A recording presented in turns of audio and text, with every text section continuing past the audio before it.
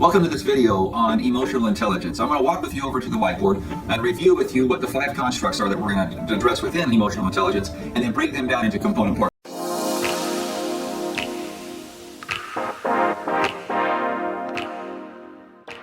Emotional intelligence as a construct has 5 component parts that we're going to focus on. Now there's more to it than that, but these are the main ones that are very important. Number 1, self-awareness.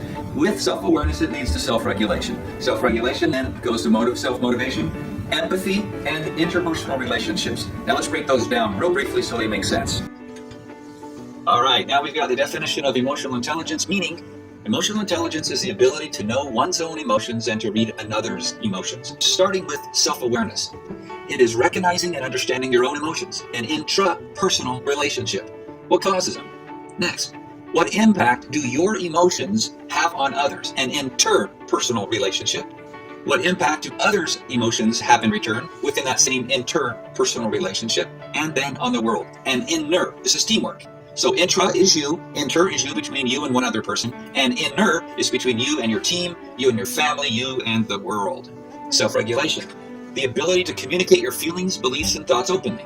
The ability to defend your personal rights, your boundaries, your values. This is the key though. Just saying no or defending it doesn't mean that you've got self-regulation. You do this in a socially acceptable, non-offensive, and non-destructive manner. Being belligerent or a witch about it doesn't mean you've got emotional intelligence. It just means you said no. All right.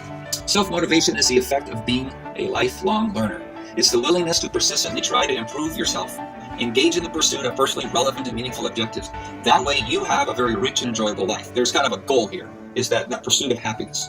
Empathy, probably the most difficult and most misunderstood. It's the ability to understand and appreciate another person's feelings and thoughts to the point you can articulate your understanding of their perspective. And finally, interpersonal relationships. This is also kind of a big picture one.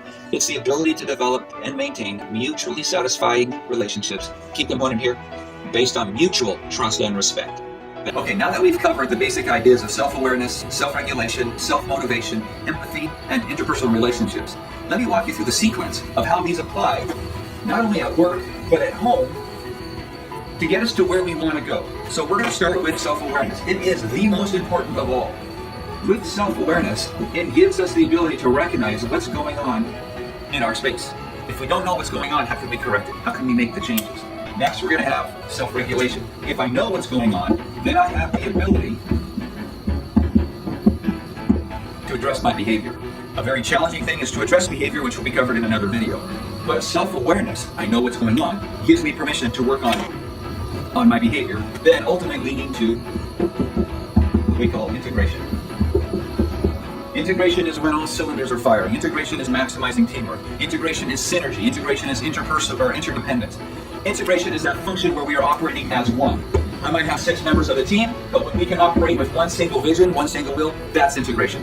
But it starts with integration within us, when we take our bodies from a fragmented state to an integrated state. All the brains are functioning, conscious, subconscious.